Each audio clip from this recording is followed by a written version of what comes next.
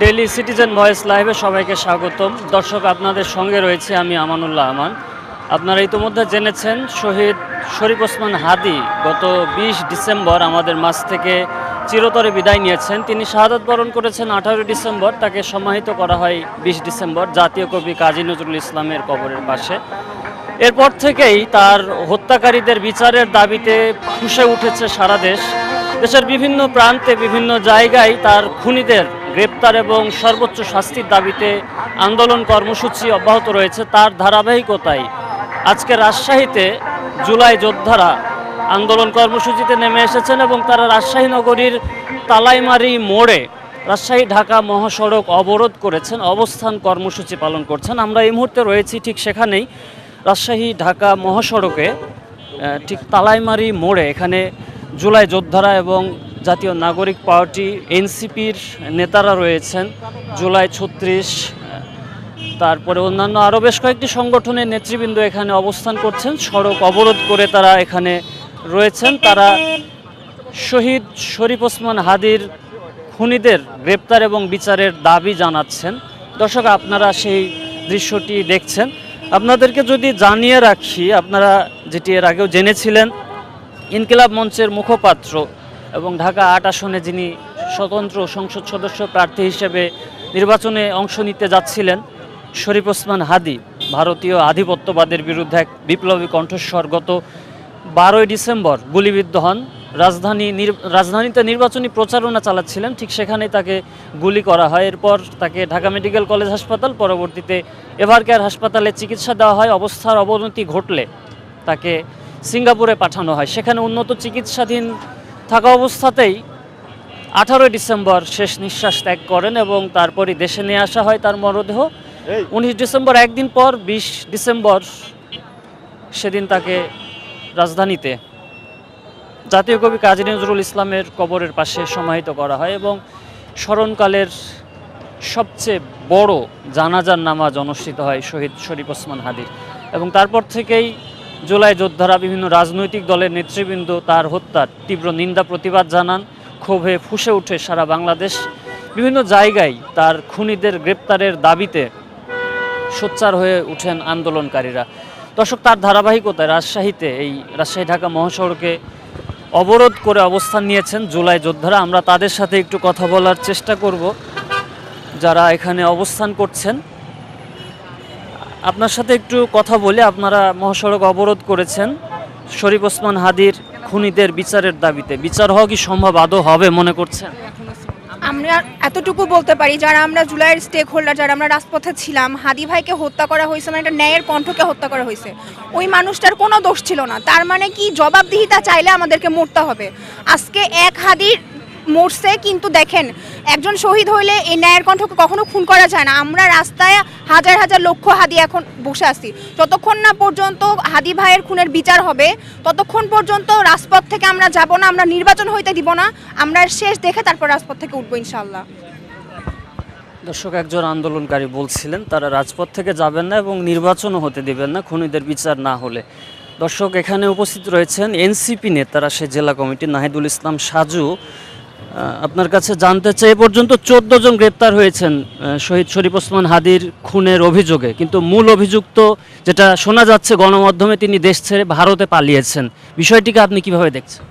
আসলে দেখেন, গত 17 বছর প্রশাসনের যে তৎপরতা ছিল, একজন মাটির নিচেও যদি লুকিয়ে থাকতো, তারপরও প্রশাসন সেখান থেকে তাদেরকে গ্রেপ্তার করে আইনের আওতায় নিয়ে এসেছিল যে ফ্যাসিস্ট কায়দার মাধ্যমে। তাহলে আমরা বলতে পারি যে প্রশাসন যেটা চায় সেটা করতে অবশ্যই সেটা করা সম্ভব। তারও পরিপ্রেক্ষিতে বর্তমান সময়ে আমরা দেখতে পাচ্ছি যে বিভিন্ন সামাজিক যোগাযোগ মাধ্যমে দেখা যাচ্ছে যে মানে অরিজিনাল যে আসামি, সেই আসামিটা ভারতে পালাইছে। তে আমরা ইন্টারিম সরকারের কাছে বলতে চাই, তাহলে এতদিন ধরে আপনাদের এই প্রশাসনিক কাঠামো, এই প্রশাসনিক কর্মকর্তারা কি করছিল? যদি প্রকৃত যদি খুনিদেরকে যদি শনাক্ত করে গ্রেপ্তার করতেই না পারেন, তাহলে আপনাদের এই চেয়ারে বসে থেকে লাভ কি? এইভাবেই কি প্রত্যেকটি হত্যাকাণ্ড ধামাচাপা পড়ে যাবে? আপনারা লক্ষ্য করে দেখবেন যে বিগত সময়ে যে ধর্ষণ মামলা, যে আসিয়ার যে ইস্যুটাতে সারা বাংলাদেশ সোচ্চার হয়েছিল, সেই ইস্যুটাও আবার বাংলাদেশের মাটিতে ধামাচাপা হয়ে গেছে। তারা ইন্টারিম সরকার মনে করেছিল যে এটাও মনে হয় সেটার পরিপ্রেক্ষিতেই আবারও ধামাচাপা হয়ে যাবে। ইন্টারিম সরকারকে বলে দিতে চাই, আমাদের ওসমান হাদি ভাইয়ের প্রকৃত খুনিকে যদি ভারতেও সে পালিয়ে থাকে, তাকে ওখান থেকে নিয়ে এসে আইনের আওতায় নিয়ে আসতে হবে এবং প্রকাশ্যে তাকে আইনের আওতায় নিয়ে এসে বিচারের সম্মুখীন করতে হবে। আর যদি না করতে পারে তাহলে ইন্টারিম সরকারকে ওই গদি ছাড়তে হবে, কারণ আমরা কোনো অথর্ব ইন্টারিম, কোনো ব্যর্থ ইন্টারিমকে দেখতে চাই না বাংলাদেশের জমিনে। আমরা সকলের আমাদের রাজশাহীর সকল সহযোদ্ধা ভাইদের অনুরোধ করব, আমরা আজকের এই হাদি ভাইয়ের হত্যার বিচারের দাবিতে এই অবস্থান কর্মসূচি ডাক দিয়েছি। আপনারাও স্বতঃস্ফূর্তভাবে আমাদের এই অবস্থান কর্মসূচিতে অংশগ্রহণ করে আমাদের যে দাবি, এই দাবিটাকে জোরালো আকারে ধাবিত করবেন ইনশাল্লাহ। দর্শক, একজন আন্দোলনকারী বলছিলেন যদি ভারতে পালিয়েও যেয়ে থাকেন তাহলে তার খুনিদের ফিরিয়ে এনে বিচার করতে হবে। আরও একজন আন্দোলনকারী এখানে রয়েছেন সামনে, আমরা তার সাথে কথা বলবো। তাকে ফিরিয়ে এনে বিচার করা কি সম্ভব মনে করেন? আসলে ফিরিয়ে এনে বিচার করা সম্ভব কিনা এটা এই ধ্বজভঙ্গ ইন্টারিমের কাছে আসলে মানে ওনার থেকে আশা করি না যে সে পারবে এটা। তারপরেও যেহেতু সে এখন আমাদের দেশের দায়িত্বে রয়েছে, সে প্রধান উপদেষ্টা, এই হিসাবে আসলে আশা করি না কেন বা ভরসা করতে পারি না কেন, 5ই আগস্টের পর থেকে তো আমরা অপেক্ষা করতেছি যে হাসিনাকে, ফ্যাসিস্ট যে হাসিনা, আমাদের তো আজকে এক হাদি ভাই হয়েছে, আমাদের ওই সময় তো আরও অনেক ভাই যারা চলে গেছে, আসলে তাদের বিচার তো এখন পর্যন্ত তারা কার্যকর করতে পারেনি, সেই হাসিনাকেই তারা ফেরত নিয়ে আসতে পারেনি। তারপরেও আমরা আশা করি যে হচ্ছে যে এই ধ্বজভঙ্গ ইন্টারিম কমসে কম আমাদের আগের বার যেহেতু আমাদের কোনো বিচারের দাবি ছিল না, আমরা তার ফ্যাসিবাদের হচ্ছে যে মানে হচ্ছে পদত্যাগের জন্য দাবিতে নামছিলাম 24-এ, কিন্তু এইবার যেহেতু আমরা এই দাবিতে নামছি, ইনশাআল্লাহ আশা করি এই দাবি কোনোভাবে ইন্টারিম সরকার হয়তো বা ব্যবস্থা করতে পারবে। এবং সেই সাথে রাজশাহীর সকল জনগণকে জানাবো যে আবেদন করব যে আপনারাও আসেন, আমাদের সাথে অংশগ্রহণ করেন এবং আমার ভাইয়ের হত্যার বিচারের দাবিতে আমাদের সাথে অংশগ্রহণ করেন। দর্শক, আরও একজন আন্দোলনকারী যেমনটা বলছিলেন যে তারা আশাবাদী হচ্ছেন, আবার ইতোপূর্বের বিভিন্ন কর্মকাণ্ডে ইন্টারিম গভর্নমেন্টের বিভিন্ন কার্যকলাপে তারা আশাবাদী হতেও পারছেন না, এমনটাও তারা বলছিলেন।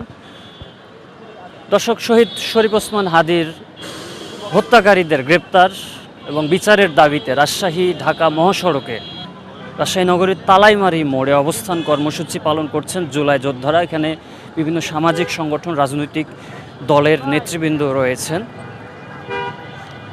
দর্শক, আমরা দেখছি একজন আন্দোলনকারী এখানে অবস্থান করছেন, বই হাতে নিয়ে তিনি কিছু একটা পড়ছেন। আমরা তার কাছে জানতে চাই, আচ্ছা, আপনি অবস্থান কর্মসূচিতে এসেছেন, বই হাতে নিয়ে পড়ছেন, বিষয়টা কি একটু বলবেন?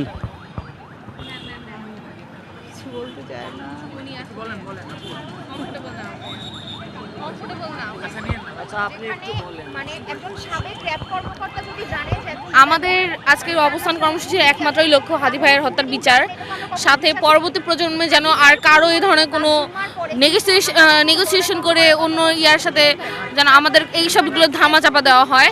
সাথে ভারতীয় আধিপত্যবাদ বিরোধীর সাথে আরও একটা বিষয় যে শুধু ভারতীয় না, অন্য কোনো রাষ্ট্র যেন আমাদের দেশের উপর দখল করতে না পারে, অন্য কোনো রাষ্ট্রের মাধ্যমে যেন আমাদের রাষ্ট্র চলতে না পারে, সেই আধিপত্যবাদ বিরোধীর পক্ষে আজকে আমাদের অবস্থান। আজকে আমরা দেখছি শুধু হাদি ভাই না, এই যে একটা ছেলের মাথায় কয়েকদিন আগে ককটেল পড়ে সেই ছেলেটা মারা গেল, তারপর সিয়াম নামের, তারপরে হচ্ছে বিভিন্ন জায়গায় অনেক দুর্ঘটনা ঘটছে। এই যে এগুলোর তো কোনো বিচার নেই। আমি দেখতেছি আমাদের রাষ্ট্রে ঠিকই হচ্ছে স্বরাষ্ট্র উপদেষ্টা আছে, হচ্ছে আইন উপদেষ্টা আছে, তাদের কাজ কি? তারা তো দেখছি কোনো কাজ করছে না। তো তাদের বিরুদ্ধে আজকে আমাদের এখানে অবস্থান, এটাই আমাদের। দর্শক, আরেকজন আন্দোলনকারী যেটি বলছিলেন, বিচারহীনতার যে সংস্কৃতি বাংলাদেশে চলে আসছে, অর্থাৎ কদিন আগে আরেকজনের উপরে যে ককটেল হামলা হলো বা বোমা হামলা করে যে প্রাণ হারালো, সেটারও কোনো বিচার হচ্ছে না। অর্থাৎ এখানে অবস্থানরত জুলাই যোদ্ধারা দাবি জানাচ্ছেন, একই সঙ্গে তাদের কণ্ঠে হতাশার সুর আমরা লক্ষ্য করছি তাদের কথায়, এবং সকল ধরনের অন্যায় অনাচার হত্যাকাণ্ডের বিচারের তারা দাবি জানাচ্ছেন এবং বিশেষভাবে ভারতীয় আধিপত্যবাদের বিরুদ্ধে যিনি বলিষ্ঠ কণ্ঠস্বর ছিলেন বিপ্লবী শহীদ শরীফ ওসমান হাদি, তার খুনিদের যদি তারা ভারতে পালিয়েও যেয়ে থাকে মূল অভিযুক্তরা, তাদেরকে ফিরিয়ে এনে বিচারের মুখোমুখি করা এবং সর্বোচ্চ শাস্তি নিশ্চিত করার দাবি জানাচ্ছিলেন এখানে অবস্থানরত আন্দোলনকারীরা। দর্শক, আপনাদের যেমনটা জানাচ্ছিলাম, শহীদ শরীফ ওসমান হাদির মৃত্যুর ঘটনায় এ পর্যন্ত 14 জনকে সর্বশেষ গ্রেপ্তার করা হয়েছে এবং সেই গ্রেপ্তারের তালিকায় যিনি প্রধান অভিযুক্ত ফয়সাল, তার মা, বাবা, স্ত্রী এবং শ্যালক ও বান্ধবী সহ আরও কয়েকজন রয়েছেন। তবে এখানে আন্দোলনকারীরা দাবি জানাচ্ছেন মূল অভিযুক্ত ফয়সাল তিনি যদি পলাতকও থাকেন ভারতে, তাকে ফিরিয়ে এনে বিচারের মুখোমুখি করতে হবে এবং তার সাথে আরও যারা জড়িত রয়েছে তাদেরকেও আইনের আওতায় নিয়ে আসতে হবে, সর্বোচ্চ শাস্তি নিশ্চিত করতে হবে। অন্যথায় তারা তাদের কর্মসূচি থেকে পিছপা হবেন না, পেছনে ফিরে আসবেন না, এমনটাই জানাচ্ছিলেন তারা। দর্শক, এই ছিল রাজশাহী নগরীর তালাইমারি মোড় থেকে জুলাই যোদ্ধাদের অবস্থান কর্মসূচির সর্বশেষ খবর। সব ধরনের সংবাদ জানতে ডেইলি সিটিজেন ভয়েসের সঙ্গেই থাকুন।